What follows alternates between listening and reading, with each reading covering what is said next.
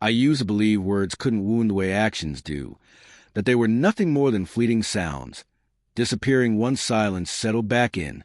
But that night shattered that belief. Words can wreck everything you've built in a single breath. My name is Olivia. I've been married to Daniel for 8 years. He's the kind of man who doesn't talk much about himself. Quiet, grounded, dependable in that steady way that makes you feel safe without even realizing it. Maybe that was part of the problem. I got too comfortable, too accustomed to the calm he created around me. It was a Friday night dinner with our friends. 4 couples gathered around a table filled with laughter, wine, and the familiar warmth of old stories. The conversation drifted toward relationships, the usual playful teasing about who wore the pants. I remember sipping my drink, smiling as everyone's attention turned to me. "Olivia, you're lucky," my friend Jenna said. "Daniel's a saint. I don't think I've ever seen him angry." And then I said it, the sentence that changed everything. I laughed and replied, "That's because he's more like my second child than my husband." The table erupted in laughter, and for a moment it felt good to be the funny one, the center of attention. Even Jenna laughed. Everyone thought it was harmless. Everyone except Daniel. He didn't laugh. He didn't even look up. He just sat there, staring at his plate, so still that only I knew what that quiet really meant. It wasn't calm. It was a kind of silence that comes right before something cracks. I noticed, but I brushed it off. I told myself he'd get over it. It was just a joke. The evening went on, but Daniel remained distant. When people teased him, he smiled politely, detached. Then, as the group started talking about vacation plans, he suddenly lifted his head and said evenly, "You're right, Olivia. Sometimes it does feel like I'm just another one of your kids, especially when I'm the only one in this marriage who remembers how to be an adult." The laughter died instantly. You could hear the soft clink of wine glasses as people froze. My stomach dropped. His voice wasn't loud, but it cut sharp and clean, steady, factual, yet heavy enough to slice through the room. I wanted to laugh it off again, to pretend it was playful banter, but the look in his eyes made my throat close. That was the moment I realized the man I thought would always stay quiet had finally decided not to. The car ride home was suffocatingly silent. Streetlight slid across his face, his jaw tight, his eyes fixed ahead. I kept trying to find the right words, but everything I rehearsed in my mind sounded wrong. When we pulled into the driveway, he got out without waiting for me. I followed him inside, my heart pounding. "Daniel," I said softly, "you know I didn't mean it like that. It was just a joke." He didn't turn around. "A joke?" he repeated quietly, hanging up his coat. "You embarrassed me in front of our friends, and now it's a joke?"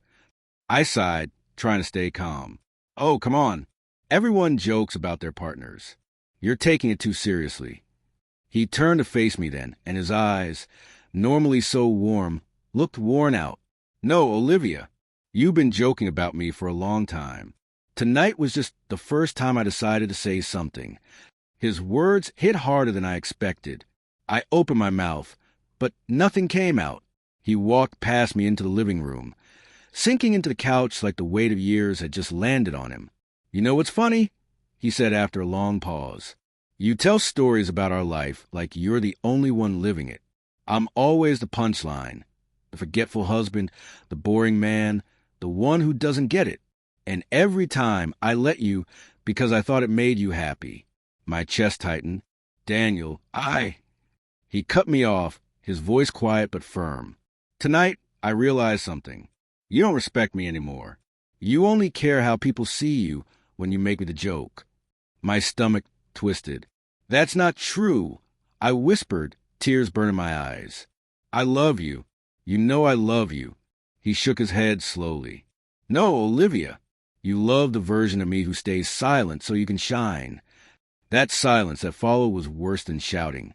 For the first time, I saw how small he had made himself for me, how often he'd smiled through hurt just to keep the peace.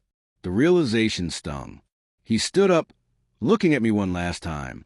"I think we need space," he said quietly. "I need to remember who I was before I became someone's punchline." And with that, he walked into the guest room, closing the door softly behind him. The quietest goodbye I'd ever heard. The days after felt empty.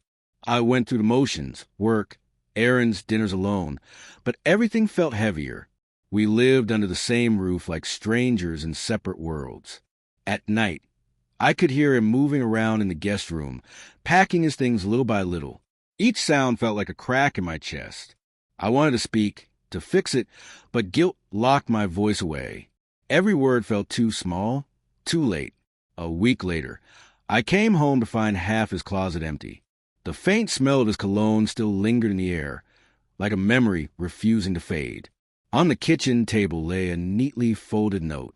Olivia, I've spent years trying to laugh with you, but somewhere along the way, you started laughing at me. Maybe you didn't mean to, but you did. I don't hate you, and I don't wish you harm. I just need peace, the kind that doesn't come from pretending everything's fine. Take care of yourself. Daniel. I must have read it 100 times, each line cutting deeper than the last.